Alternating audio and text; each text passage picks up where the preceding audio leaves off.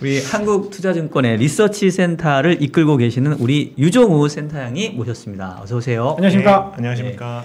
센터장님 오랜만에 뵙는 것 같아요. 예, 되게 오랜만에 뵙습니다. 네. 반갑습니다. 아니 오늘 우리 박재영 팀장이 센터장님 오신다고 사원증도 제가 거기 네, 왔어요. 사원증도 메고 막 사원증도. 곱게 얼굴에 막 화장도 하고 메이크업도 분칠도 하고.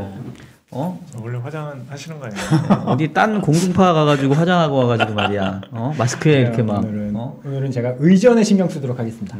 알겠습니다. 의전 방송으로. 네. 그래서 지금 반도체 앞서도 얘기했지만 올해 주식시장 전체적으로 이렇게 전문가들 얘기를 들어보면은 뭐 반도체가 다시 간다 이제 이런 기대들을 좀 많이 하고 있더라고요. 근데 연초 주가는 좀 그런 듯 하다가 또 오늘 보게 되면 좀 실망스럽기도 하고 그래서 그 잘 모르는 제가 우리 시청자들을 대신해서 하나하나씩 좀 여쭤보도록 할게요. 네. 일단은 올해 이 반도체 시장에서 좀 큰 그림으로 봤었을 때 약간 키워드 베이스로 주목할 만한 키워드를 꼽아주신다면 어떻게 꼽으실 수 있을까요? 한 세 가지 정도 생각을 해봤는데요. 네네. 하나는 세트 수요. 그러니까 저희 주요 세트라고 하면 서버, PC, 그다음에 스마트폰 이렇게 네네. 이 세트 수요가 과연 어떨 거냐. 작년 하반기에 올해 수요를 예상했을 때 예상치와 지금의 예상치 아니면 앞으로 실제 수요가 어떨 거냐 어떻게 움직일 거냐 그게 일단은 제일 중요하다라고 보고 있고요. 두 번째는 요 앞선 그 코너라고 그래야 되나? 네. 아까도 얘기했지만 공급 부족. 조금씩은 해소가 되고 있는 것 같기는 하다가 최근에 이제 또 뭐 시안에서 문제 터지고 하면서 다시 좀 이슈가 되고 있는데 그 반도체 공급 부족 문제가 언제 해소가 될지 그렇게 두 가지. 그 다음에는 사실은 마지막으로 말씀드릴 이 파운드리는 제가 아마 지난번에 와서도 말씀을 드렸던 것 같은데 이게 뭐 1, 2년 안에 이렇게 승부가 나는 사업은 아닙니다. 그러게요. 굉장히 오랜 시간을 두고 경쟁을 해야 되는 그런 산업이기 때문에 사실 올해 뭐가 어떻게 크게 바뀝니다. 뭐 이런 거는 아니고 대신 그래도 계속해서 이제 변화들은 있기 때문에 이 파운드리 산업의 변화, 한 요렇게 세 가지 정도 꼽을 수 있을 것 같습니다. 지금 세 가지 키워드를 하나는 세트 수요, 그다음에 공급 부족, 파운드리 이렇게 이제 꼽아주셔서 아마 요 중심으로 오늘 좀 말씀을 주실 것 같긴 한데 그 전에 약간 저는 조금 되게 열받는 그 일이 있었던 게 저한테 있었던 게 아니라 그 외국계 보고서가 뭐 다 기억을 하시겠습니다만 반도체 윈터 이즈 커밍 했다가 뭐 윈터 이즈 히어 뭐 이렇게 했다가 뭐 최근에는 뭐 이것들이 온난화를 만났다고 뭐 이런 얘기를 하는데 되게 투자하는 입장에서 기분 나쁜 게 그런 어떻게 보면은 되게 그 산업을 이렇게 낮추는 보고서 나오고 주가가 잠깐 빠진 듯 하다가 사실 그대로 많이 올랐잖아요. 하이닉스 같은 경우는 뭐 30% 올랐고. 근데 또 외국인의 모습을 보게 되면 그 빠질 때 막 산 것 같고. 이거 어떻게 외국인들 장난치는 걸로 봐야 되는지 이거 어떻게 혹시 국내 저희 리서치 센터를 이끌고 있으신 입장에서 이거 저희가 어떻게 바라봐야 되나요? 근데 그게 이제 특히 외국계 증권사들 같은 경우 이제 하우스별 특징이 좀 굉장히 강하고요. 네. 뭐 예전부터 이제 뭐 외국계 하우스 이름을 대도 되나? 네, 됩니다. 괜찮습니다. 외국계 막 까도 돼요. 여기 뭐 저희가 다 커버해드릴 수 있어요. 그러니까 예전부터 이제 골드만삭스 같은 경우는 워낙에 이제 프라임 브로커리지 비즈니스 쪽이 워낙 강했고 헤지펀드들 대상으로 하는 비즈니스죠. 그래서 이제 주로 고객이 헤지펀드들 그리고 뭐 쇼트 쳐야 되는 뭐 이런 그런 그래서 이제 그쪽 그 고객을 대상으로 하는 리서치 혹은 뭐 IB 딜과 관련된 리서치 뭐 이런 그래서 사실 그냥 일반 브로커리지들 이 사업을 비즈니스를 위한 리서치가 아니라 우리가 국내 증권사가 일반적으로 하고 있는 그렇게 굉장히 자기들의 굉장히 특정 고객을 위한 리서치를 굉장히 많이 해왔습니다. 그래서 요번에 아마 언급하신 그 하우스도 최근에는 사실 이제 저희가 보통 기계라고 하죠. 그러니까 이 자동으로 매매가 되는 이런 물량들이 워낙 큰데 언급하신 그 증권사 같은 경우에는 그 관련된 물량을 미국계 증권사 중에서는 거의 뭐 탑으로 1, 2등으로 주문을 많이 받는 하우스로 알려져 있습니다. 이제 그렇다 보니까 투자 의견을 굉장히 플렉서블하게 가지고 갑니다. 막 사라고 했다가 팔라고 했다가 또 그거를 굉장히 세게 질러야 조금 임팩트를 주는 그래야 거죠. 이 트레이딩 볼륨이 많이 유발이 될 수가 있기 때문에 그 한 나라에 대한, 그러니까 예를 들면 우리나라 한국 시장에 대한 의견도, 비중에 대한 의견도 뭐 오버웨이트 했다가 한 3달 지나고 다시 뉴트럴로 내리고 뭐 이렇게 이제 굉장히 액티브하게 의견을 바꾸기 때문에 사실 그 부분은 좀 염두를 해둘 필요가 있지 않나. 그리고 이제 아까 말씀드린 것처럼 이 본인들의 고객을 위한 그리고 본인들의 비즈니스를 위한 이 투자 의견 성격이 좀 강하다라고 저희가 봐야 될 것 같습니다. 그래서 다시 한번 이제 저희가 외국계 보고서에 휘둘릴 필요는 없겠다. 정말로 그 펀더멘탈을 정말로 잘 봐야겠다는 생각이 좀 들었는데, 그럼 이제 사실 이제 제가 여쭤보고 싶은 거는, 그럼 진짜로 뭔가 이 반도체 이 업황에 대한 긍정적인 변화가 지금 감지되고 있는 건지, 어떻게 이 사이클 상에서 어디 우리가 위치해 있는지. 이게 시작은 작년 12월, 11월 말, 뭐, 그러니까 하이닉스 어떻게 뭐 정확히 얘기하면 이제 하이닉스 주가가 바닥 찍을 시점 부근이겠죠. 네. 그때부터 이제 조금씩 그 나타나기 시작한 변화가 사실은 세트 수요에 대한 전망이 조금씩 이제 좋아지기 시작을 했습니다. 그래서 맨 처음 뭐 제 기억이 맞다면 맨 처음 얘기 나온 게 이제 서버 쪽 수요, 서버 디램에 대한 수요가 조금 다시 늘어나고 있다라는 부분이었고, 그걸 이어서 나온 게 이제 PC 수요입니다. 사실 PC 수요가 코로나가 한창 심했던 기간, 뭐 2020년 하반기부터 작년까지 기간 중에 우리가 뭐 이 재택근무니 뭐 이렇게 하면서 사실은 원격 교육 이런 거 하면서 사실은 개인들의 PC 수요가 엄청나게 많이 늘어났었거든요. 특히 노트북 중심으로 많이 늘어났고 데스크탑도 많이 늘어났고, 그게 재작년 하반기부터 작년 상반기까지 수요가 엄청 좋았습니다. 네. 근데 이게 저희가 얘기하는 모든 이 IT 제품이라는 게 사실은 내부재 성격이 있기 때문에, 그렇죠. 한번 교체를 하고 나면 그 수요가 계속해서 일어난다라고 보기는 상당히 어렵고, 그래서 대부분 이 전망을 하는 뭐 증권사 리서치도 그렇고 일반 이 시장 조사 기관도 그렇고 PC 수요는 너무나 단기간에 많이 늘어났었기 때문에 특히 2022년 PC 수요는 되게 슬로우할 거다, 역성장한다라고 보는 전망이 거의 대부분이었습니다. 네. 그게 아까 말씀드린 대로 작년 이 말 부분에서 조금씩 좋아지기 시작을 했고, 근거는 개인 수요는 아닙니다. 기업의 PC 수요가 좀 좋아지는 현상들이 지금 나타나고 있고요. 이제 집으로 돌아갔다가 회사로 다시 나오니까. 그것도 있을 거고요. 그렇죠. 그게 첫 번째고, 기업들이 돈을 지금 되게 많이 벌었잖아요. 코로나 기간 동안에는 사실 경제 전망이 너무나 불확실하기 때문에 기업 입장에서도 사실은 어딘가에 투자를 하기가 사실 되게 불안하죠. 그럴 때는 기업들은 투자를 굉장히 위축을 시키게 되고, IT도 마찬가지. 기업 입장에서 IT 투자기 때문에 안 하다가 사실 기업 이익이 굉장히 좋았고, 다시 이제 이 백투 노멀 하는 그런 상황에서 기업 쪽에서의 PC 수요가 생각보다 지금 강하게 나타나고 있다라고 그렇게 보고 있습니다. 그래서 올해 PC 수요 전망치가 조금씩 높아지고 있다, 이렇게 이해를 하시면 될 것 같습니다. 뭐 그리고 하나 또 큰 게 스마트폰인데 그쪽은 또 마찬가지입니다. 이게 스마트폰 수요는 한 2년에서 3년 정도가 계속 안 좋았습니다.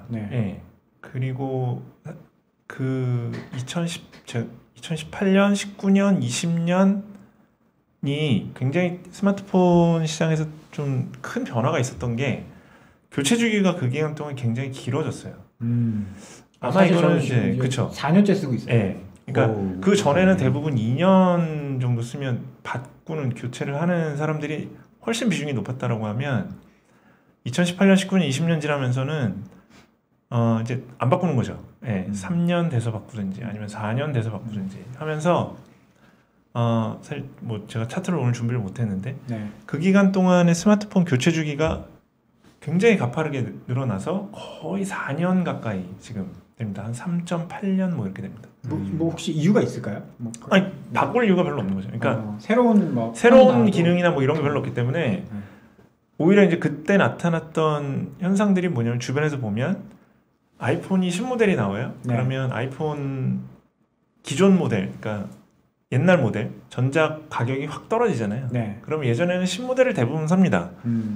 근데 그 기간 동안에 나타났던 많은 현상들이 중에 하나가 안 바꾸든가 아니면 싼 예전 모델을 삽니다. 그러니까 그만큼 높은 가격을 주고 뭔가 새로운 기능이 탑재되는 게 별로 없기 때문에 바꿀 만한 요인도 줄고 사더라도 옛날 모델을 사던가 뭐 이렇게 되면서 교체 주기가 굉장히 길어졌고요. 그런데 그게 2020년 말 이렇게 가면서 3년 정도 지나니까 대략 한 3점 몇 년에서 크게 이제 오르지도 않고 떨어지지도 않고 그러니까 이제 아무리 안 바꿔도 4년에 한 번은 그렇죠. 바꾼다 이거죠. 네. 예, 예. 배터리가 그렇게 못 버텨요. 못 버티고 네. 예. 소프트웨어 업데이트도 네. 사실 이제 굉장히 좀 격차가 있고 하니까 한 4년에 한 번씩은 이제 바꾼다라는 건데 작년에 바꿨어야 되는데 네. 이제 작년에 반도체 공급 부족 이슈다 뭐다 하면서 생산 차질이 생기고 하면서 사실은 작년은 해석하기 나름이긴 했지만 수요는 있는데 공급이 충분치 않아서 예, 스마트폰 수요가 생각만큼 많이 못 늘어났다라고 이렇게 보여집니다. 그러면 물론 올해도 반도체 공급 부족 이슈가 여전히 좀 있기는 하겠지만 작년보다는 좀 완화되는 쪽으로 간다라고 하면 생산량도 시간이 지나면서 좀 스마트폰 생산량이 정상화되고 공급이 좀 늘어난다라고 보면 올해 스마트폰 수요 증가율은 예, 작년보다는 좀 좋을 걸로 보고 있고요. 예, 그래서 그런 부분들도 다 좋네요. 세트 수요가 그러니까 이게 네. 스마트폰은 그러니까 코로나 기간 동안에 수요가 좋았던 게 사실은 이 내구재 성격이 강한 거일수록 수요가 좋았습니다. 그러니까 가전 수요 엄청 좋았고요. 네. 백색 가전 수요 엄청 좋았죠. 네. IT와 백색 가전의 경계점에 있는 제품이 TV인데 TV 수요 엄청 좋았습니다. 네. 그 다음이 PC 뭐 이렇게 내려오죠. PC까지 굉장히 좋았고요. 상대적으로 가장 짧게 쓰는 스마트폰 수요가 가장 별로였었습니다. 뭐 다른 이유가 있겠지만 그래서 사실은 이 내구재 수요는 이미 한번 붐을 한번 이뤘기 때문에 아까 말씀드린 대로 그리고 이 내구재 백색 가전이 TV냐 하는 거는 완전히 컨슈머 프로덕트이거든요. 그래서 이 컨슈머 프로덕트들의 수요는 분명히 좀 슬로우할 가능성이 있습니다. 근데 PC는 컨슈머와 엔터프라이즈의 중간 반반 정도 섞여 있는 제품이라고 보시면 되고 컨슈머 쪽 수요는 PC에 대한 컨슈머 쪽 수요는 그렇게 전망이 그렇게 뭐 크게 바뀌지는 않은 걸로 알고 있고요. 반면에 PC에 대한 기업들의 수요가 예, 생각보다 지금 좋게 나타나고 있어서 서버 그 다음에 엔터프라이즈 쪽 PC 수요 이쪽이 주로 좋고 컨슈머 수요 중에 좋아지는 건 유일하게 이제 스마트폰 라고 보시면 될 것 같습니다. 근데 이제 아까 사실 뭐 외국계 보고서를 제가 조금 이렇게 얘기하긴 했는데 기억을 떠올려 보면은 사실 국내 증권사 중에서도 그 반도체 디램 업황에 대해서 상당히 좀 부정적으로 본 전망들이 많았었던 것 같고 예, 그리고 삼성전자의 목표 주가를 뭐 너도 나도 할 것 없이 다 하향 조정하던 그런 한때 예. 시기가 있었잖아요. 예. 저도 이제 저희 투자하는 입장에서 이제 세미나도 직접 듣고 했었는데 그때 제가 기억에 남는 게 그러니까 작년이었죠. 작년에 올해 말까지도 디램 가격이 반등 못한다. 그러니까 1분기, 2분기까지도 빠졌다가 예. 하반기에 반등을 해야 되는데 반등 못하고 그냥 연말까지 기어버릴 거다라는 그 되게 공포스러운 전망들을 하는 국내 기관도 꽤 많았던 걸로 기억을 하거든요. 그러면 지금 와서는 그 전망이 지금 많이 바뀌고 있는 건가요? 예. 그 반도체 가격에 대한 전망도 반도체 가격에 대한 전망도 조금씩 계속 좋아지고 있는 상황이고요. 네. 예를 들면 1분기 디램 가격 하락폭을 뭐 기존에 10% 이상 떨어진다라고 봤다가 지금은 이제 대부분 한 자릿수 하락 정도로 예상을 하고 있는 게 컨센서스라고 보시면 되고, 낸드 가격 같은 경우는 그보다 조금 더 뭐 시한 이슈가 있었기 때문에 하락폭이 디램보다는 좀 더 적을 걸로 지금 그렇게 예상을 하고 있는 상황이고요. 예, 말씀하신 대로 작년에 이제 굉장히 비관적인 전망이 나왔었는데 주로 아마도 하반기 때 많이 그런 전망들이 좀 집중이 됐다라고 보실 수가 있는데, 사실은 주가의 흐름이나 이런 것들을 보면 그 이전부터 빠지기 시작을 했잖아요. 네. 사실 네. 1월 1월달에 1월이 고점. 연초에 잠깐 좀 연초에 그 뒤로 뭐 연초에. 계속 쭉 빠졌으니까. 연초가 고점이었어요. 재작년 말부터 해서 1월 달까지가 한 두 달에서 두 달 반이 주가가 엄청나게 강세였고, 1월 11일이 96,800원. 네, 정말 이날 시작하자마자 주가는- 이렇게 쌓아올려서 음. 10만 원 가는 줄 알았어요. 주가는 그 이후에 사실은 계속 약세였었고, 그러니까 사실 애널리스트들이 틀린 거죠. 예, 틀린 거고 주가가 선행을 한 거고 라고 보시면 될 것 같고요. 그게 그나마 제일 빨리, 주가가 가장 빨리 움직였던 거는 제가 보기에는 세트 수요 움직임입니다. 예, 왜냐하면 예. 세트 수요 증가율 같은 경우 제가 아까 말씀드렸던 PC든 뭐 이런 세트 수요, 작년에 사실은 메모리 수요를 가장 강하게 드라이브를 걸었던 거는 사실은 PC 쪽이었고, 그 PC 수요가 좀 슬로우해지기 시작한 거는 작년 2분기부터 이제 증가율이 확 떨어지기 시작을 했었거든요.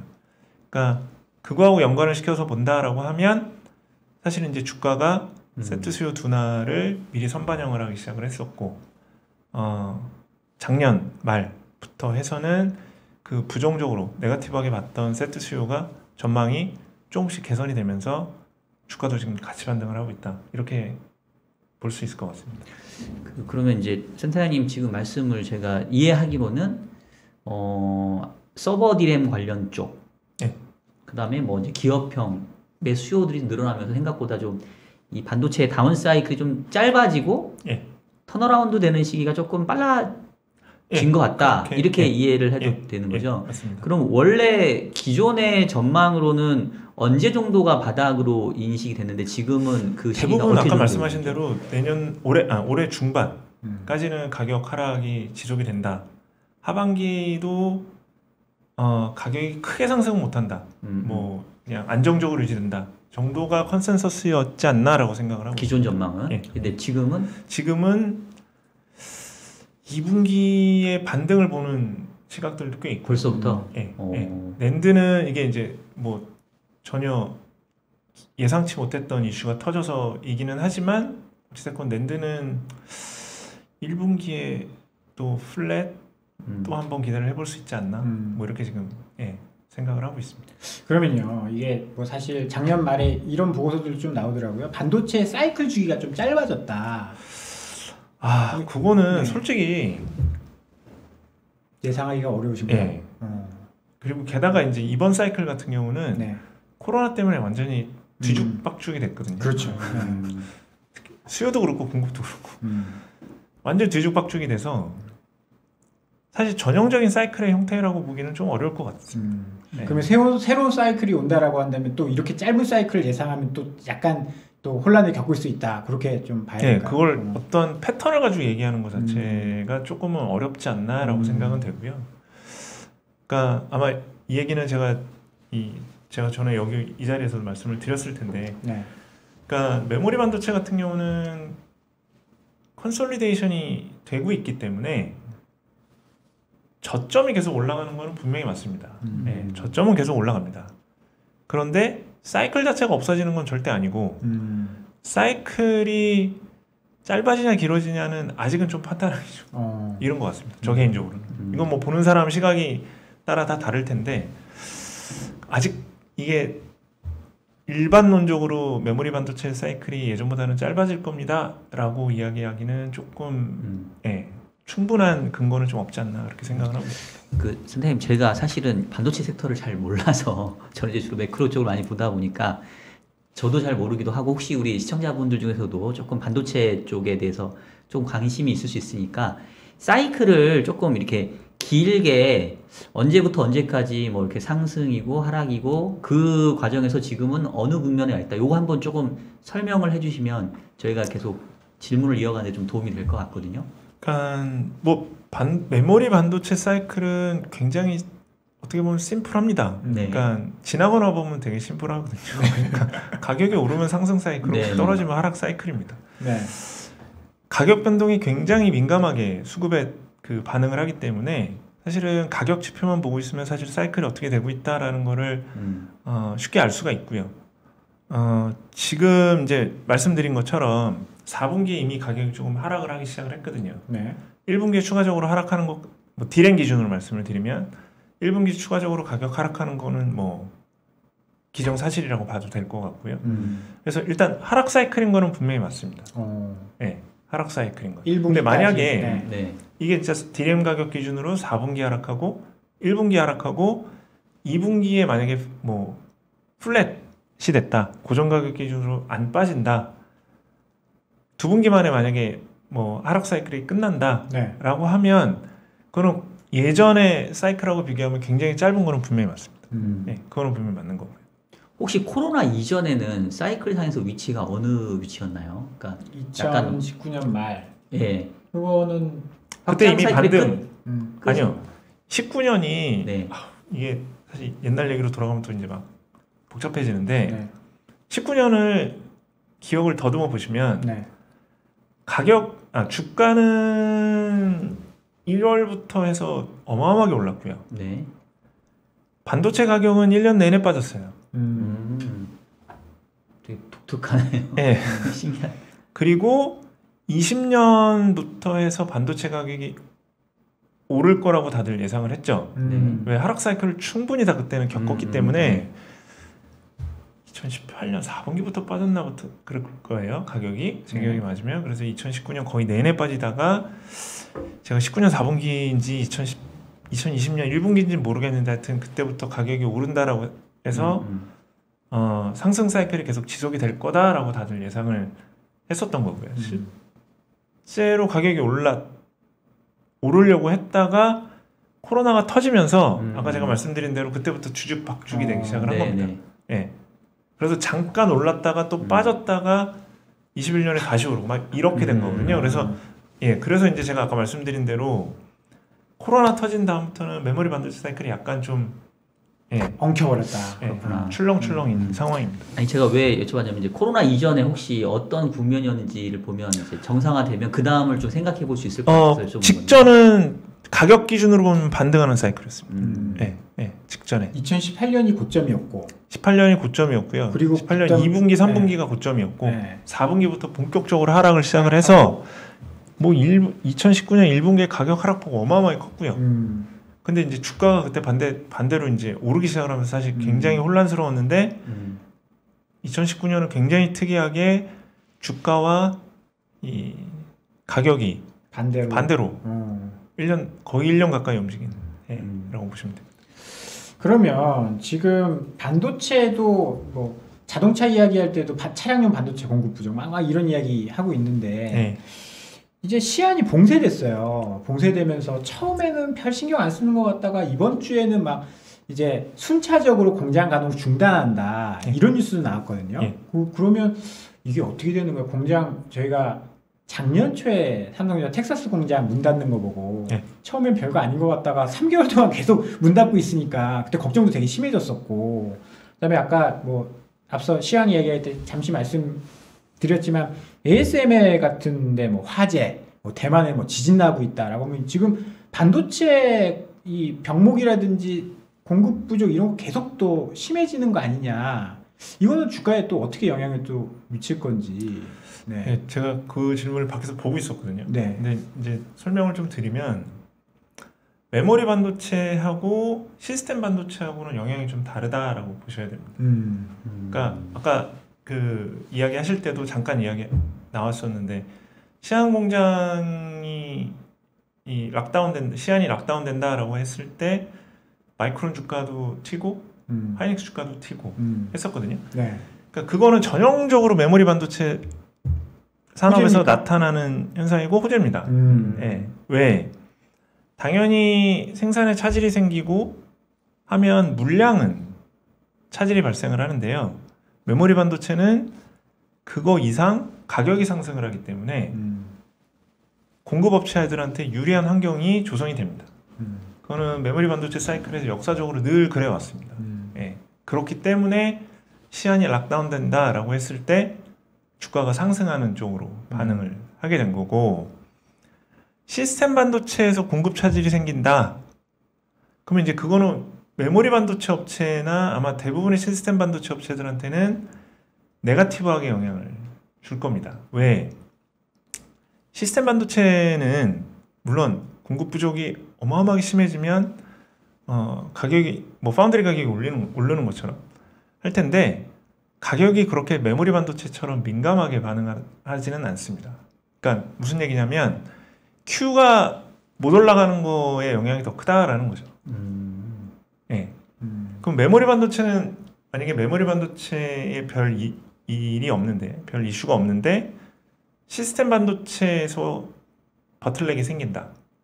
그러면 어떻게 영향이 오냐? 시스템 반도체가 공급이 부족해요. 그러면 시스템 반도체를 공급받아서 세트를 만들어야 될 세트 업체가 생산을 못합니다. 그러면 그 세트 업체에 들어갈 메모리 반도체가 덜 필요하겠죠. 그러니까 메모리 반도체 입장에서만 보면 메모리 반도체 공급은 별 차질이 없는데 메모리 반도체 수요만 줄어드는 효과가 되기 때문에 네거티브하게 영향을 준다라고 말씀을 드리는 겁니다. 그러면 왜 시스템 반도체는 가격의 변동이 없는? 그거는 그러니까 산업의 성격입니다. 그러니까 저희가 메모리 반도체를 커머더티라고 부르거든요. 네. 시스템 반도체는 커머더티라고 부르지 않습니다. 왜 그렇죠? 그러니까 그냥 이유 없이 그냥 커머더티라고 부르는 이유 자체가 네. 저희가 커머더티라고 부르는 게 뭐냐면 원유, 뭐 철광석 네. 이걸 커머더티라고 하거든요. 네. 그거는 굉장히 동일한, 그러니까 균질한 이 퀄리티라고 해야 되나? 네네. 예. 그러니까 균질한, 그러니까 어딜 가든 어떤 동일한, 똑같다라는 똑같다라는 거예요. 네. 그러니까 누가 만들든 간에, 그러니까 예를 들면 뭐 브라질에서 나오는 철광석이나 오스트레일리아에서 나오는 철광석이나 물론 약간의 품질 차이가 있기는 하지만 네. 그게 그대로 가격에 다 반영이 돼서 똑같이 다 거래가 되는 것처럼 메모리 반도체도 마찬가지입니다. 하이닉스 디램이나 삼성전자 똑같다라는 디램 다 꼽으면 되는 거니까. 다 똑같습니다. 동일한 가격이 적용이 되는 거예요. 그렇기 때문에 커머더티라고 부르는데 시스템 반도체는 그렇지가 않거든요. 그러니까 누가 만드냐에 따라서 다 가격이 다르고 예, 누가 만드냐에 따라서 제품이 다 다르고 하기 때문에 그쪽은 가격이 그렇게 민감하게 움직이지 않는다는 거예요. 그러니까 쉽게 얘기하면 고객과 이 공급자, 수요자와 공급자가 계약을 통해서 1대1로 계약을 통해서 가격이 형성이 되지 메모리 반도체는 내가 A라는 고객하고 가격을 체결을 하잖아요. 근데 한 달 뒤에 B라는 고객이랑 다른 가격을 체결을 해요. 그러면 높든지 낮든지 그 가격으로 바뀝니다. 예. 동일한 가격으로 바뀐다는 거죠. 근데 시스템은 이제 다른 데랑 계약을 못 하니까. 예. 그러니까 제품이 일단 기본적으로 공급업체 A가 만드는 제품과 공급업체 B가 만드는 제품이 다르기 때문에 가격이 다르게 책정이 될 수밖에 없습니다. 그러면 그 얘기는 공급 부족 현상이 그 디램에서 발생하는지 메모리 반도체에서 발생하는지 아니면 시스템 반도체에서 발생하는지에 따라서 주가에 다릅니다. 미치는 영향도 완전 다른 거라는 거죠. 예. 그 최근에 앞서도 얘기한 것 같은데 뭐 리드 타임이 뭐 6일 길어져서 뭐 26주 가깝게 된다고 했는데 그럼 요거는 지금 시스템 반도체 쪽에 반도체 전체인 건가요? 제가 그 데이터를 저도 사실은 그건 뉴스만 보고 데이터가 어떻게 계산되는지 뭐 이런 거에 대해서 디테일하게 알지는 못하는데 반도체 전체라고 보시면 될 것 같아요. 그거는요. 그러면 어쨌든 간에 주가에 미치는 영향으로 봤었을 때는 지금은 전체적인 반도체의 그 공급 부족이 어떻게 보면 영업적인 입장에서는 크게 도움이 안 되니까 그렇죠. 주가에는 게 별로 좋은 소식이 아닌 거죠. 아닙니다. 메모리 반도체 입장에서도 계속 수요 쪽에서 부정적인 임팩트가 있는 상황이기 때문에 아까 말씀드린 그렇지 않아도 세트 수요가 안 좋을 것 같은데 네. 제대로 생산도 못하는 상황이다. 그러니까 이제 계속 수요가 네거티브하게 영향을 주는 상황이어서 주가도 좀 부정적으로 영향을 받을 수밖에 없는 상황이다라고 보시면 될 것 같아요. 삼성전자, 하이닉스가 조금 더 안정적으로 돈을 벌려면 파운드리나 시스템 반도체 해야겠네요. 아, 뭐 그거는 뭐 당연히 그거는 그거야 뭐 그러면 저희 국민 모두가 아마 알고 있는 얘기일 것 같고요. 파운드리 이야기를 좀 해보도록 하죠. 그렇죠. 그러니까 오늘 센터장이 아까 그 키워드로 세 가지를 얘기해 주셔서 저희도 이제 그 순서를 사실 얘기하고 있는데 네. 첫 번째가 세트 수요였고 두 번째가 공급 부족이었는데 앞서 얘기했던 것처럼 결국은 뭐 삼성전자 주가뿐만 아니라 국내 기업들 반도체 기업 주가가 뻗어나가려면 이제 메모리가 아니라 시스템 쪽 비메모리 쪽에서 뭔가 파운드리를 투자하고 뭐 TSMC를 따라잡고 뭐 이렇게 되는데 사실 연초에는 그런 기대감이 잠깐 있어서 삼성전자가 9만 원대 갔던 거잖아요. 작년에. 그쵸. 재작년부터 해서 작년 초까지. 예. 170조 투자해서 뭐 TSMC를 잡겠다. 그러니까요. 근데 격차는 더 벌어졌어요.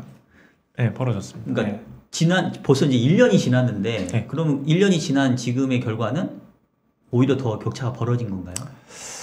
뭐 일단은 결과물로만 보면 점유율이 조금 더 벌어졌기 때문에 일단은 격차가 좀 더 벌어졌다라고 볼 수도 당연히 그렇게 볼 수 있을 것 같고요. 또 하나는 기술인데 결국은 기술 격차가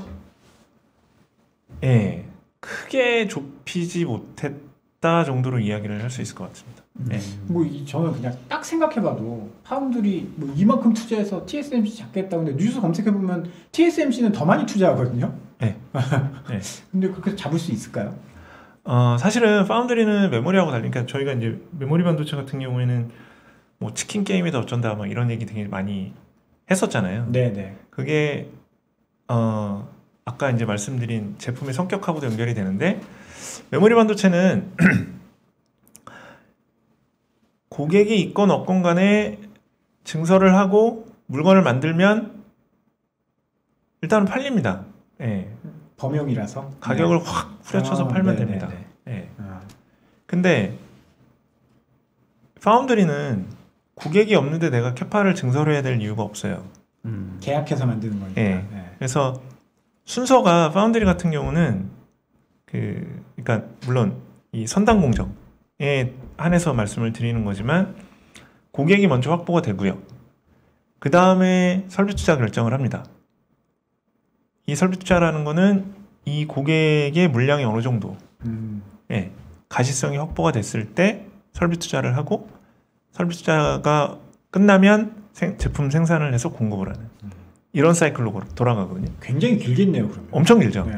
그래서 사실은 설비 투자를 얼마를 한다라고 하면 대략 그 정도는 다 고객이 확보돼 있다라고 봐도 사실은 무방합니다. 그렇기 때문에 사실은 TSMC 말씀하신 대로 TSMC가 설비 투자를 많이 한다는 건 이미 고객이 그만큼 많이 확보가 돼 있다라는 의미인 거고 삼성전자도 어찌됐건 지금 파운드리 쪽 설비 투자를 계속 크게 늘리고 있는 상황이거든요. 그렇다는 얘기는 전자도 고객은 계속해서 확보를 해 나가고 있다. 물량은 계속 확보를 해나가고 있다. 이렇게 저희가 볼 수 있을 것 같습니다. 얼마 전에 뉴스 플로우를 보면은 뭐 고객사를 서로 뺏고 뺏기는 TSMC랑 그러고 있는 것 같은데 우리 큰 데서 하나 뺏겼던데 퀄컴이었나? 퀄컴이랑 이게 뭐 그쵸 일부 물량이 간다라고 그걸 뺏겼다라고 표현할 수도 있을 텐데 근데 삼성전자 지금 파운드리가 막 이렇게 지금 못 만드는 물량을 TSMC가 가져간 건 아닐 거 아니에요. 그러니까 못 만든다라는 캐파가 지금 그러니까 캐파가 없어요. 캐파가 꽉 차 있습니다. 아 그렇습니까? 그러니까 뭔가 수율이 떨어지고 기술력적 차이보다는 캐파가 일단 꽉 차 있고요.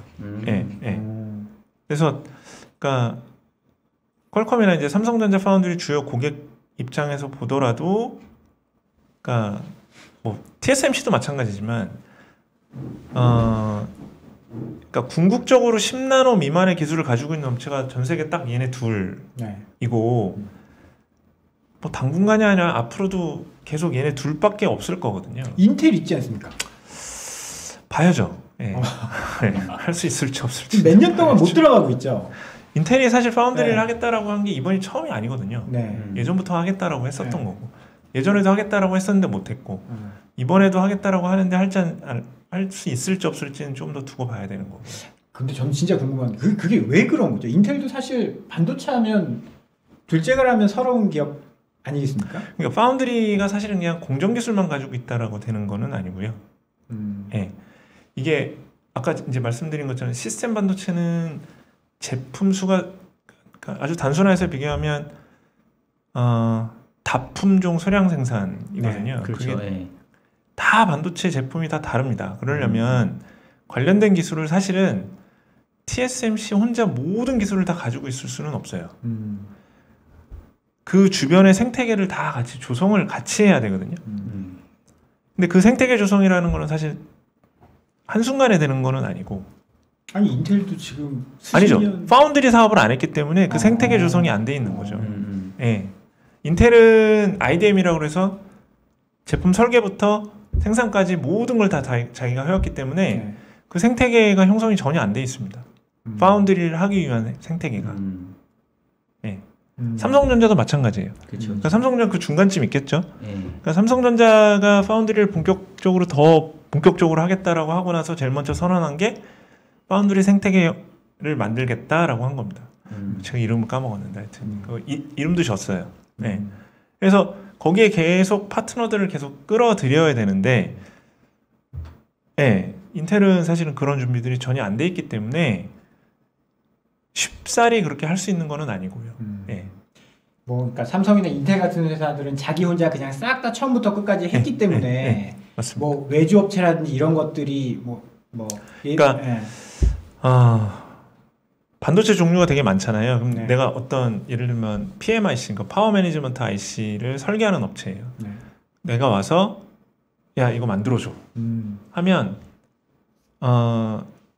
물론 PMIC는 시장이 꽤 크기 때문에 다 있겠지만 만약에 제가 그 기술을 안 가지고 있을 수 있다라는 거예요. 그 제품을 생산하기 위한 생산 기술 자체를 아니면 생산을 하기 위한 특허나 이런 것들을 안 가지고 있을 수 있다라는 거예요. 자기 것만 만들다 보니까 또 다른 것들이 들어왔죠. 쉽게 얘기하면 내가 반도체 설계하는 업체, 팹리스 업체인데 제가 5나노 공정을 적용을 해서 어떤 반도체를 하나 디자인을 했습니다. 근데 TSMC의 5나노 기술과 삼성전자의 5나노 기술은 다르거든요. 같은 기술이 아닙니다. 다 다릅니다. 네. 그러면 내가 이 5나노 기술을 TSMC의 5나노 기술을 가지고 설계를 할지 삼성전자의 5나노 기술을 가지고 설계를 할지 그거부터 정해서 내 설계를 TSMC 공정에 맞추는 작업을 해야 되는데 그거를 해줄 파트너가 서드파티 파트너가 또 있어야 됩니다. 그러니까 주요 큰 고객들 예를 들면 뭐 엔비디아, AMD, 퀄컴 이런 애들은 파운드리 업체가 직접 하죠. 직접 야 설계 가져오면 우리가 다. 근데 파운드리는 아까 말씀드린 대로 어마어마하게 많은 팹리스를 고객으로 가지고 있는데 그 고객들에 대해서 전부 다 자기가 일일이 다 해줄 수가 없어요. 그 중간에 그거를 조율을 맞춰줘야 될 애들이 다 있어야 된다는 거죠. 근데 걔네들도 생각을 해보시면 걔네가 잘 해주는 영역이 있을 거예요. 아날로그 반도체를 잘하는 애가 있을 거고, 뭐 DSP, 뭐 반도체 종류가 엄청나게 많은데 그 에이직 반도체를 잘해주는 애가 있을 거고, 그러니까 그걸 전부 다 따로따로 가지고 있어야 된다라는 거죠. 근데 인텔은 없습니다.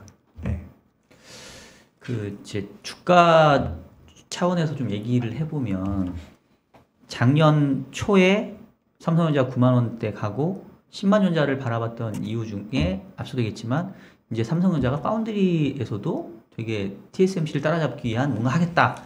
이제 그거에 대한 기대감이 반영됐다가 그 텍사스인가 뭐 저기 폭설 때문에 그 뒤로 이제 완전히 그게 기대감 떨어진 것 같긴 한데 최근에 주가가 이제 바닥을 치고 어쨌든 올라왔잖아요. 다시 좀 떨어지긴 했지만 근데 자꾸 이제 드는 생각이 결과적으로는 바닥에서 올라오는 거는 앞서 얘기했던 것처럼 뭐 전반적으로 세트 수요가 뭐 생각보다 나쁘지 않고 뭐 서버 디램도 있고 그것 때문에 올라올다고는 치지만 여기서 진짜 한 단계 레벨업하고 진짜 9만 원, 10만 전자로 가려면 결국은 파운드리 쪽에서 뭔가 승부수를 띄워야 될 것 같은데 지금 계속 이렇게 제가 느끼기로는 여전히 부족하다. 여전히 그 TSMC를 따라잡기에는 상당히 뭔가 좀 부족한 것처럼 느껴지거든요. 지금 센터님도 그렇게 보시는 예, 건가요? 사실 저도 제가 아마 20년이었나 19년 말인가 20년에 이제 파운드리 관련돼서 보고서를 하나 쓰면서 20년부터는 좀 격차가 좁혀질 수도 있겠다 라고 보고서를 작성을 했었어요. 네. 이유가 이제 EUV 제가 이제 그때 보고서 준비를 하면서 공부를 해보니 EUV 공정이 적용되기 시작을 하면서 그게 7나노부터 적용이 되기 시작을 했는데 격차가 더 벌어졌더라고요. TSMC하고 삼성하고요. 네. 너무 단순하고 좀 유치한 이 판단일 수는 있겠지만 왜 벌어졌느냐 이유를 생각을 해보면 TSMC가 EUV 장비에 대한 이 숙련도 이게 훨씬 앞서 있었던 겁니다. 예. 그래서 EUV 장비를 써서 저희가 이제 보통 패턴이라고 하죠. 회로를 만들어내는 결과물을 보면 TSMC의 패턴이 훨씬 더 깨끗하고 선명하게 그러니까 잘 뽑아낸다라는 거죠. 예. 그럼 그게 어디서 오느냐? 그러니까 제가 생각한 것은 그냥 경험입니다. 저는 EUV 장비를 얼마나 많이 해봤느냐, 웨이퍼를 똑같은 차여도 초보 운전자고 그쵸. 또 한 10년 운전한 경력자고 뭐 그거는 사실은 삼성전자와 또 삼성전자의 후발 업체들, 뭐 메모리에서는 뭐 하이닉스 이렇게 얘기하면 기분 나쁘겠지만 하이닉스, 마이크론, 그러니까 또 삼성전자와 또 그 후발 업체들 간에 또 차이가 또 있는 거거든요. 그러니까 얼마나 많은, 그러니까 이 반도체가 사실 굉장히 아날로그적인 측면이 성격이 강하고, 그래서 사실 이 얼마나 많이 웨이퍼를 다뤄봤느냐, 그 공정을 경험해봤느냐의 차이인데, 제가 좁혀줄 수 있겠다라고 이제 본 거는 2020년부터 삼성전자가 이제 EUV 장비 투자를 본격화하고, 그래서 경험이 축적이 되면서 수율도 올라가고, 이 아까 말씀드린 패턴도 형성을 점점 더 잘하게 되고 이제 그런 것들이 쌓이면 사실 수율이 올라가는 거거든요.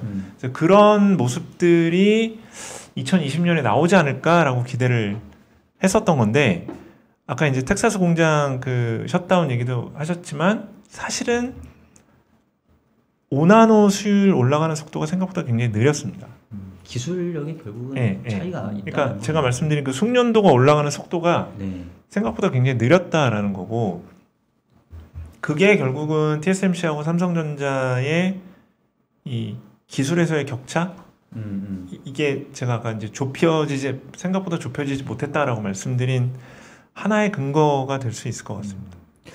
그러면 이제 뭐 자연스럽게 실적 얘기를 안 할 수는 없을 것 같긴 한데 지금 삼성전자 잠정 실적이 이번 주 발표인가요? 네, 이번 주 금요일 주죠. 그러니까 실적 전망은 뭐 또 최대 실적 나올 거라고 얘기를 하는데 그러면 사실은 사업부가 반도체 쪽이 아니라 다른 쪽 뭐 가전이나 이런 쪽에서 좀 도와주는 거지 실질적으로 삼성전자의 실적을 끌고 갈 수 있는 어떻게 보면은 캐털리스트는 반도체라고 보기는 좀 어렵고 아니요 4분기 실적은 사실은 반도체 실적 좋고요. 4분기는 네, 물론 메모리 같은 경우 이제 가격이 빠지면서 이익이 좀 줄어들 것 같기는 한데 아까 말씀드린 대로 파운드리 같은 경우 이미 풀 가동되고 있기 때문에 실적 잘 나올 것 같고 휴대폰 좋고 그래서 사실 4분기 실적은 그냥 골고루 나쁘지 않은 실적일 것 같습니다. 다 잘하는 실적이다. 그러면 사실 실적이 영업이익이 15조? 15조 내외 정도 한 이 정도 퍼센트로 보고 있는 것 같은데 이게 사실 주식이라는 게 잘 나왔을 때 빠지는 경우도 있고 작년 3분기였나요? 삼성전자가 막 최대 실적하고 주가가 그때 막 빠지는 경우도 있었는데 삼성전자는 그런 적이 워낙 많아요. 그 어떻게 나오는 게 좀 좋은 걸까요? 그냥 컨셉 실적 네. 가지고는 사실 주가가 그렇게 크게 움직이진 않을 것 같고요. 그러니까. 이번에는 뭐 실적 때문에 크게 움직일 것 같지는 않다. 실적 자체만 가지고는 제가 보기엔 그렇게 크게 움직일 것 같지 않습니다. 아까도 센터님 잠깐 말씀 주셨던 게, 그러니까 결국은 삼성전자는 지금 누구나가 잘하고 있다는 거, 돈을 잘 벌고 있다는 거는 다 알고 있기 때문에 여기서 주가, 그러니까 주주들, 투자자들을 좀 더 흥분시키려면 그동안 살짝 부족했던 거를 이제 이것도 잘하겠네 이거인 거잖아요.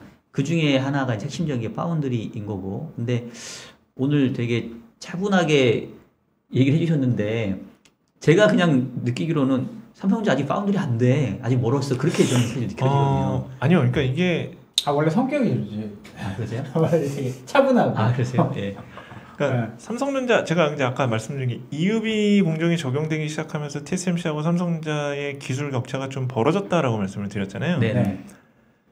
사실은 삼성전자하고 TSMC하고 기술 격차가 역전이 그러니까 전자가 앞섰던 적도 있고요. 막 2나노 막 이렇게. 아니요. 예전에 과거에 보면 언제죠? 그러니까 TSMC가 항상 삼성전자를 기술적으로 앞서고 있었던 게 아니다라는 거죠. 제가 그 말씀을 드리려고 하는 거예요. 예전에는 파운드리에서 삼성전자가 TSMC를 앞서고 있었던 적도 있습니다. 기술적으로. 뭐 30년 전 이런 거 아니시죠? 아니요. 2015년일 거예요. 제 기억에 맞으면. 그러면 왜 5년 만에 이렇게 벌어진 거죠? 그러니까 그게 그 10나노까지 올 때까지만 해도 그렇게 격차가 별로 없었었고요. 7나노 EUV 들어가면서부터 격차가 나오기 시작을 했고 5나노 오면서 그게 더 커졌고요. 그래서 제가 EUV를 쓰기 시작을 하면서 격차가 커졌다라고 말씀을 드립니다. 그래서 사실은 이게 이제 그래서 제가 이제 옛날 얘기를 드린 이유는 그러니까 다시 좁혀줄 수 있다라는 겁니다. 5년 만에 이렇게 벌어졌으니까 또 이게 또 반대로 이야기하면 다시 좁혀줄 수 있다라는. 그러니까 지금 아직 EUV 장비 보유 대수가 배 이상 차이 날 거예요. TSMC하고 삼성전자하고. 그러니까 이제 이런 부분들을 좀 좁혀 아니면 꼭 그 절대 수치가 그러니까 절반밖에 안 된다라는 것보다는 삼성전자도 충분히 EUV에 대한 경험을 쌓을 수 있는 시간과 뭐 결국 시간 싸움이겠죠. 이제 그게 지나고 나면 일정 수준이 넘어서면 충분히 좁혀둘 수 있지 않나라고 생각을 하는 겁니다. 그러니까 뭐 영원히 계속 이렇게 뒤처지지는 않을 거긴 한데 일단은 지금 단기적으로는 오히려 격차가 좀 더 벌어졌다고 말씀하셨으니까 5나노까지는 분명히 벌어진 거는 분명히 맞을 것 같고요. 올해 말에 3나노 시작하거든요. 그러니까 이제 3나노부터 아마 이건 언론 통해서 워낙 많이 들으셨겠지만 그 트랜지스터 게이트 구조가 이제 트랜지스터 구조가 바뀌어서 이제 그런 것 3나노가 시작은 올해 중반에 시작을 하고 3나노 2세대가 올해 말 시작인데 그 3나노 2세대 그때부터가 이제 게이트 구조도 3나노부터 바뀌기는 하는데 고객사들이 본격적으로 들어오고 하는 게 이제 3나노 2세대부터인데 올해 말 이제 그때 만약에 이제 삼성이 3나노 게이트 이 트랜지스터 구조 바꾼 거에 수율을 어느 정도 좀 빨리 잡고 하면 그러면 이제 또 다른 이야기가 펼쳐질 수 있겠죠. 사실 아까 말씀드린 2015년 아니면 16년인데 지금 제가 그때 전자가 TSMC를 대략 한 6개월 정도 앞선 적이 있었는데 그때도 사실은 이 트랜지스터 구조를 바꾼 때였었거든요.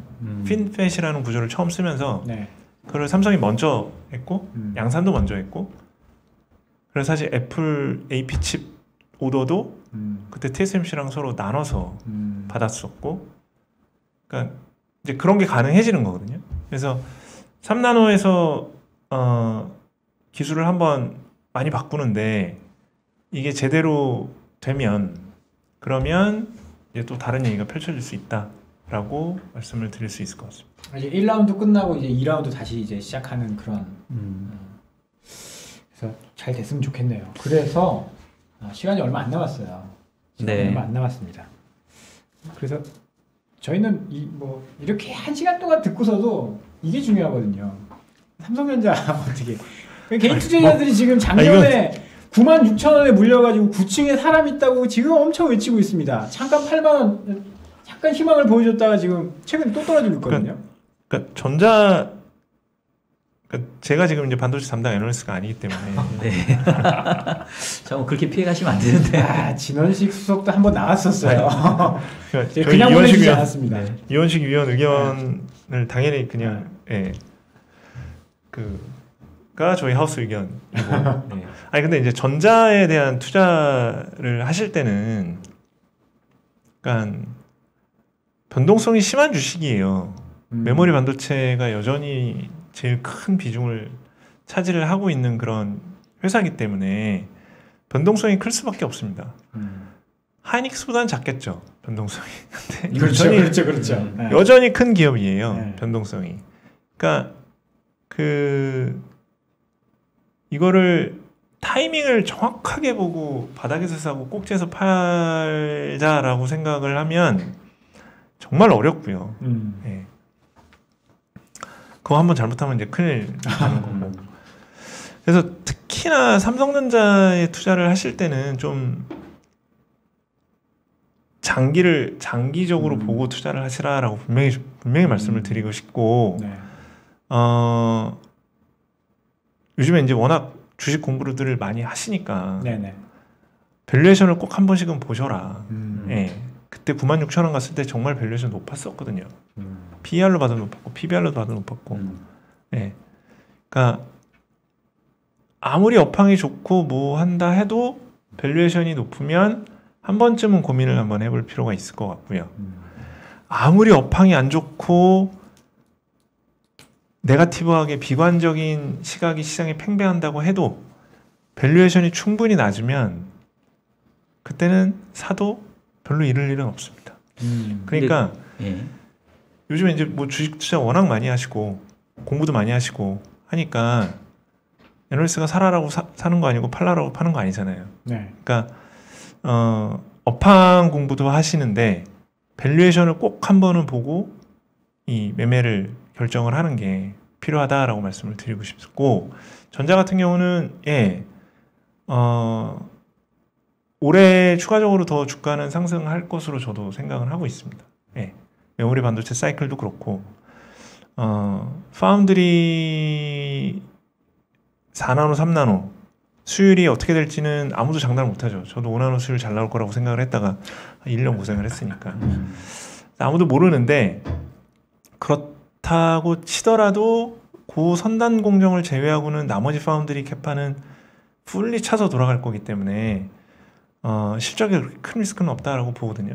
이렇게 보면 주가는 추가적으로 더 상승할 수 있지 않을까, 그렇게 좀 생각을 하고 있습니다. 그러면 저희 지금 현재 한국투자증권에서도 올해 반도체는 탑픽으로 섹터로 저희 전략 쪽에서도 섹터로는 반도체 좋게 보고 있습니다.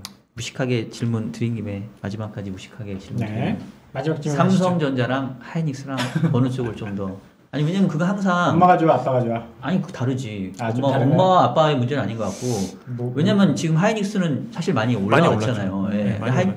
하이닉스 많이 올라갔고 삼성전자는 뭐 오르다가 다시 떨어졌으니까.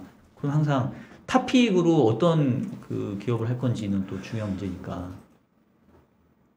딱 그 이유 때문에 저희는 삼성전자가 조금 더 좋지 않을까라고 생각을 합니다. 덜 올랐기 때문에. 덜 올랐기 때문에. 뭐 기업을 비교한다라기보다는 그냥 만약에 주식으로만 딱 놓고 봤을 때는 지금은 전자가 좀 더 매력적이지 않나, 그렇게 생각을 합니다. 그리고 전자에 워낙 개인 투자자분들이 지금 많이 있고 오르면 팔고 이러고 있는 상황이라 사실은 좀 그로 인한 디스카운트, 수급 압박도 약간 그런 상황이네요. 이게 분명히 좀 있다라고 생각을 하거든요. 그래서 전자가 좀 더 낫지 않나라고 생각을 하고 있습니다. 사실 여쭤본 이유는 그러니까 삼성전자 자체는 또 너무 무겁고 좀 재미없는 주식이잖아요, 솔직히. 근데 어쨌든 간에 삼성전자 주가가 어떻게 되느냐에 따라서 전체 시장의 지수가 움직이고 또 그거에 밑에 딸려 있는 뭐 여러 식구들도 많죠. 같이 움직이기 때문에 사실은 그것 때문에 뭐 저희가 삼성전자 얼마나 몇 주 살 수 있겠습니까? 그래서 이제 삼성전자 이제 주가는 절대 주가는 그렇게 많이 안 아, 비싸잖아요. 저희 박사님이 이제 퍼센트 단위로 사시기 때문에 삼성전자 3% 오늘 담아 뭐 이렇게 아니 그러니까 이제 주가는 그러니까 네. 높은 건 아니지만 뭐 저희 개인 투자들도 그렇고 어쨌든 간에 전체적인 한국 주식시장의 분위기를 또 좌지우지하는 거는 또 삼성전자이기 때문에 그런 차원에서 조금 더 여쭤봤습니다. 이제 준비된 질문이 진짜 많거든요. 하이닉스 이야기도 좀 해야 되고 CS 뭐 이런 거 장비주 소부장 해야 되는데 시간이 지금 1시간이 됐습니다. 마지막 질문 하나 정도는 하셔도 되지 않을까요? 마지막 질문이요? 예. 제가 해요? 그럼 제가 할게요. 네. 그 지금 CS 관련해서 하나 또 그것만 좀 여쭤볼게요. 지금 뭐 계속 작년부터 핫한 키워드가 뭐 메타버스, NFT 뭐 이런 쪽인데 혹시 이번에 CS 보시면서 뭔가 반도체 쪽에 뭔가를 좀 아직 관전 포인트는 지금 전혀 왜냐면 네. 이게 지금 시작한 지가 1시간 됐습니다. 딱. 그죠? 네. 아직은 아직 내용을 나온 게 없고 또 하나 지금 음. 좀 말씀을 드리면 CS가 지금 이번에 원래 다들 오프라인으로 참석을 하겠다라고 했다가 코로나 네. 때문에 국내 증권사 애널리스트 거의 대부분 다 못 갔거든요. 취소하고. 원래 가 계셨어야 되죠. 오늘 시작하니까 지금 이번 주에 사실 계시는 갔었어야 되는데 저희 네. 애널리스트 다 취소하고 지금 안 갔어요. 네. 네. 그래서 사실은 스트리밍으로 온라인으로 그 다 보려고 했는데 네. 스트리밍이 지금 다 뻑이 나가지고요. CS요? 그래요? 그래서 지금 약간 난리 났습니다. CS에 너무 그 명성이 안 어울리는 거 아닙니까? 왜냐면 이게 아마도 짐작컨대는 네. 오프라인으로 준비를 많이 해놨다가 갑자기 다들 온라인으로 돌아가니까 그게 아마 캐파가 준비가 안 된 거 아닌가. 네. 이게 2년 만에. 그래서 어제 밤에 저희 애널리스트들 그 다 보려고 네. 사무실에서 네. 기다리고 있다가 거기 사무실에서 보나요? 네. 집에 가서 보면 참 좋으니까. 뭐 가지 말라고 하신 거 아니죠, 선생님? 아니. 야, 남아서 봐 이렇게. 그러니까 그 기간 작년 같은 경우도 사실은 작년에 이제 애초부터 온라인으로 다 해서 그때는 출퇴근을 자유롭게 하죠. 네. 알겠습니다. 그럼 뭐 CS 관련돼서는 다음번에 다시 다음번에. 다음번에. 네, 선생님 오늘 지금 정말 1시간이 넘어갔습니다. 긴 시간 반도체 이야기. 사실 우리 시청자분들이 삼성전자 이야기 굉장히 듣고 싶으셨을 거예요. 그래서 너무 좋은 말씀 잘 들었고요.